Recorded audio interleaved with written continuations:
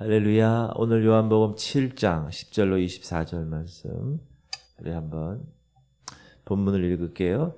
그 형제들이 명절에 올라간 후에 자기도 올라가시되 나타내지 않고 은밀히 가시니라. 명절 중에 유대인들이 예수를 찾으면서 그가 어디 있느냐 하고 예수에 대하여 무리 중에서 수군거림이 많아 어떤 사람은 좋은 사람이라 하며 어떤 사람은 아니라 무리를 미혹한다 하나. 그러나 유대인들을 두려워함으로 드러나게 그에 대하여 말하는 자가 없더라. 이미 명절의 중간이 되어 예수께서 성전에 올라가사 가르치시니 유대인들이 놀랍게 여겨 이르되 이 사람은 배우지 아니하였거늘 어떻게 그를 아느냐 하니 예수께서 대답하여 이르시되 내 교훈은 내 것이 아니요 나를 보내신 이의 것이니라. 사람이 하나님의 뜻을 행하려 하면 이 교훈이 하나님께로부터 왔는지 내가 스스로 말함인지 알리라. 스스로 말하는 자는 자기 영광만 구하되 보내신 이의 영광을 구하는 자는 참되니 그 속에 불의가 없느니라. 모세가 너에게 율법을 주지 아니하였느냐? 너희 중에 율법을 지키는 자가 없도다. 너희가 어찌하여 나를 죽이려 하느냐? 우리가 대답하되 당신은 귀신이 들렸도다. 누가 당신을 죽이려 하나이까? 예수께서 대답하여 이르시되 내가 한 가지 일을 행하매 너희가 다 이로 말미암아 이상히 여기는도다. 모세가 너희에게 할례를 행했으니 그러나 할례는 모세에게서 난 것이 아니요 조상들에게서 난 것이라. 그러므로 너희가 안식일에도 사람에게 할례를 행하느니라. 모세의 율법을 범하지 아니하려고 사람이 안식일에도 할례를 받는 일이 있거든 내가 안식일에 사람의 전신을 건전하게 한 것으로 너희가 내게 노여워하느냐. 외모로 판단하지 말고 공의롭게 판단하라 하시니라. 아멘. 따라합시다. 외모로 판단하지 말고 공의롭게 판단하라. 우리에게 주시는 말씀입니다. 예수님은 초막절에 예루살렘으로 올라가기를 권하는 동생들이 있었잖아요. 지난 시간에. 그때 뭐라고 말씀하셨냐면 시작. 예수께서 이르시되 내 때는 아직 이르지 아니하였거니와 너희 때는 늘 준비되어 있느니라. 이렇게 말씀하시고 갈릴리에 그냥 머물고 계셨는데 이제 명절이 시작되어서 거의 중간이 되었을 때 자신을 나타내지 아니하고 비밀이 예루살렘에 올라가십니다. 그 형제들이 명절에 올라간 후에 자기도 올라가시되 나타내지 않고 은밀히 가십니다. 이제 그의 때가 찬 것입니다.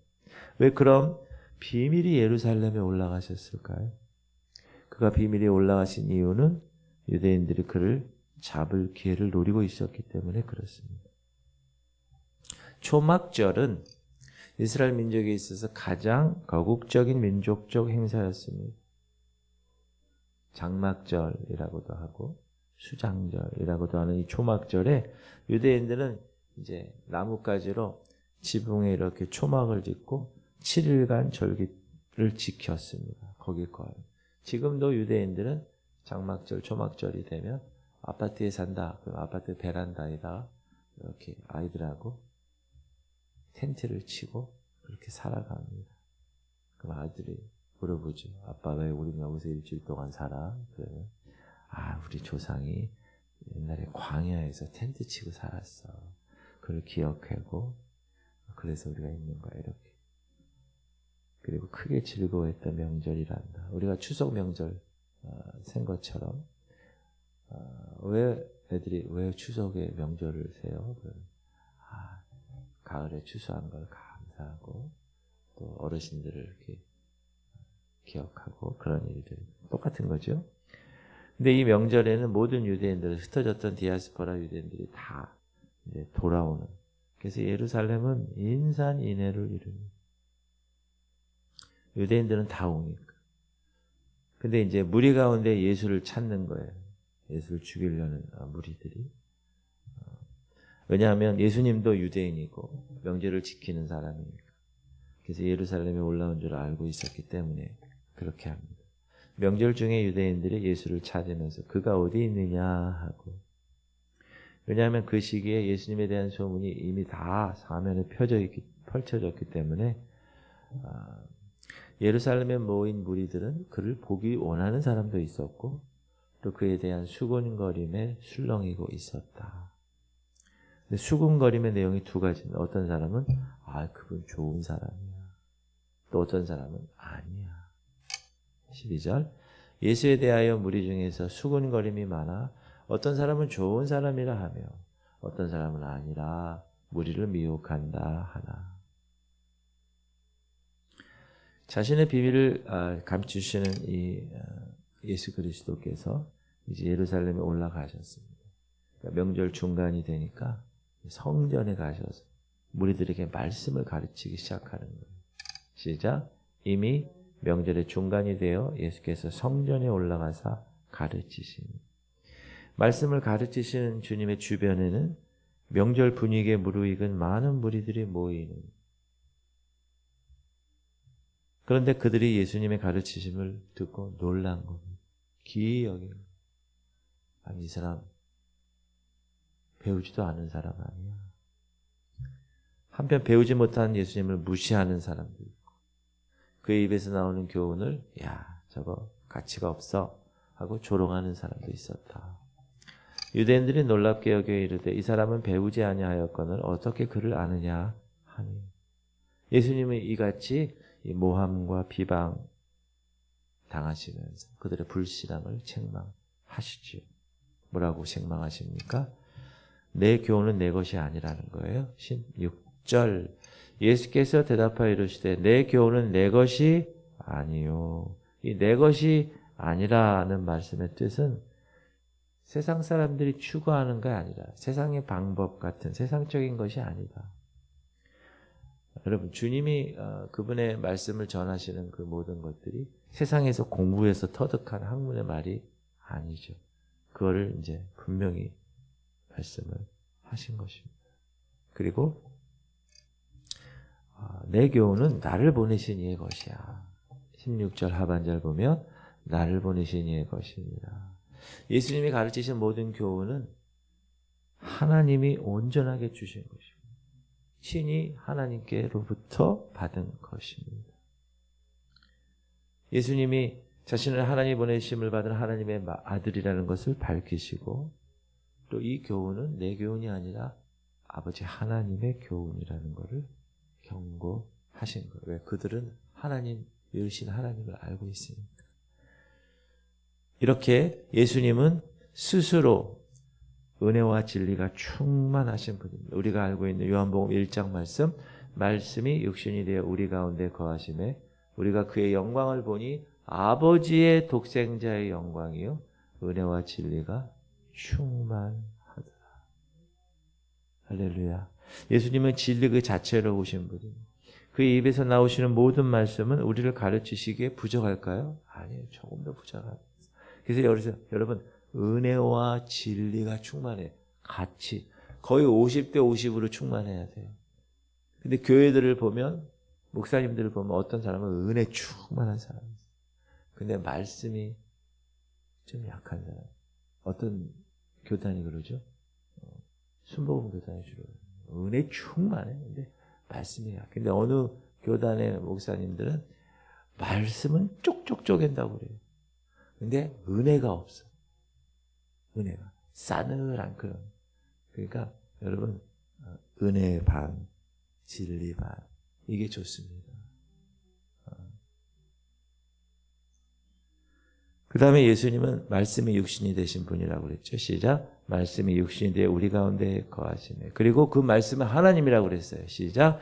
태초에 말씀이 계시니라. 이 말씀이 하나님과 함께 계셨으니 이 말씀은 곧 하나님이시니라.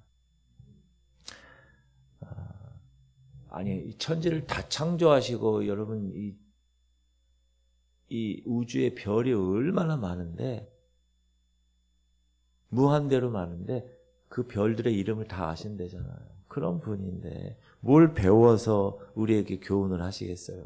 그분 자체가 진리십니다. 그리고 하나님은 마지막 시대에 아들로 말씀하신다고 히브리서에 얘기하죠. 옛적에 선지자들을 통하여 여러 부분과 여러 모양으로 우리 조상들에게 말씀하신 하나님이 이 모든 날 마지막에는 아들을 통하여 우리에게 말씀하셨으니 이 아들을 만유의 상속자로 세우시고 또 그로 말미암아 모든 세계를 지으셨느니라. 이 모든 날 마지막. 여러분 마지막 날이 언제부터 시작되는지 아세요? 예수님의 초림부터 시작되는 거예요. 언제 끝나는지 아세요? 예수님의 재림 때 끝나는 거예요.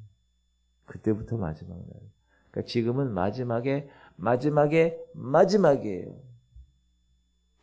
12시가 마지막이다. 그럼 지금 한 11시 59분 정도 되지 않았을까? 아니 지금 9월 20일인데 날씨가 이런 우리 90세 넘은 권사님 90평생 사시면서 이런 날이 있었어요? 없었어요. 지금 그렇죠? 이런 날이 있었나요? 지금까지 9월 20일인데 더워가지고 선풍기 켜고 자야 돼. 마지막이 됐어요. 이제 진짜 마지막 날에는 하나님이 그 아들로 직접 말씀하게 하십니다. 그분이 직접. 그러나 누구나 이런 사실을 알 수 있는 것은 아닙니다. 하나님의 뜻을 행하려 하는 사람만 알 수가 있습니다. 은혜를 받아야 하나님의 뜻을 알고 그 뜻대로 살아갑니다. 은혜를 받지 못한 사람은 예수님을 믿을 수가 없어요. 은혜가 뭐죠? 선물이에요. 공짜로 주는 선물. 너희가 그 은혜를 인하여 믿음으로 말미암아 구원을 얻었나니 이것은 너에게서 난 것이 아니요 하나님의 선물이라고. 그리고 사랑을 깨달아야 하나님의 뜻을 알 수 있어요. 아, 예수님이 그 목숨값으로 보잘것없는 나를 위해서 십자가에 달려 돌아가셨구나. 이것을 깨달은 사람이 하나님의 뜻을 알 수 있죠. 그리고 자신을 먼저 바라보는 사람. 그러니까 죄를 먼저 자신의 죄를 바라보고 회개하는 사람. 그리고 하나님의 뜻을 행하려면 말씀을 깨달아야 합니다. 성령 받고 그 말씀대로 말씀에 항상 귀를 기울이고 그리고 그 말씀대로 순종하려고 노력하는 사람. 말씀을 들어도 깨닫지 못하잖아요. 그런 사람이 너무나 많습니다. 예수님은 이제 공격적인 자세로 그들에게 날카로운 반격을 가하십니다. 시작. 모세가 너에게 율법을 주지 아니하였느냐. 너희 중에 율법을 지키는 자가 없도다. 너희가 어찌하여 나를 죽이려 하느냐. 율법을 완성시키고 율법을 철저히 지킨 그분을 율법을 하나도 지키지 못한 사람이 어떻게 죽일 수 있는가. 근데 무리 중에는 이 예수님의 말씀을 이해할 수가 없었어요. 그들은 지금 그들의 지도자들, 종교 지도자들이 예수님을 죽이려고 하는 계획을 알 턱이 없었기 때문에. 그래서 그들은 주님을 향하여 귀신이 들렸다고 공격하죠. 무리가 대답하되 당신은 귀신이 들렸도다. 누가 당신을 죽이려 하나이까. 사랑하는 성도님들, 이렇게 유대인들은 예수님을 외모로 판단하는 것입니다. 예수님을 외모로 판단한 사람들은 그 판단으로 인하여 넘어지게 되어 있어요. 왜? 주님의 외모는 아주 보잘것없기 때문에 그렇습니다. 목사님 어떻게 할 수 있나요?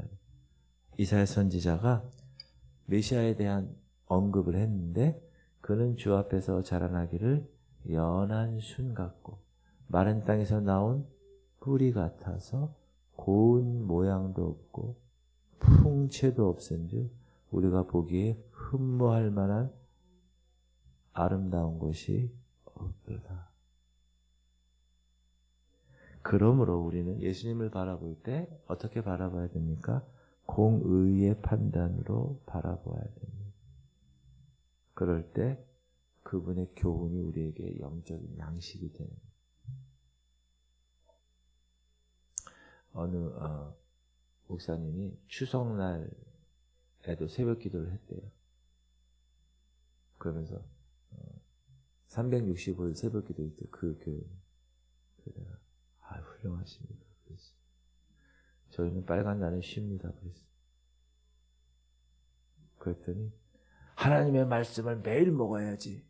그 빨간 날 쉬면 어떡합니까? 그래서 제가 뭐라 그러냐면 그래서 온라인으로 공동체 성경 읽기 합니다. 상인애들은 온라인이고 뭐 이런 거는 안 한대. 밴드도 안 하고 인터넷도 안 하고 오로지 그래요. 축하드립니다. 잘하십니다. 우리가 모든 것을 다 이 외모로 판단하는 것은 정말 점검해야 됩니다. 여러분 외모로 판단하지 마세요.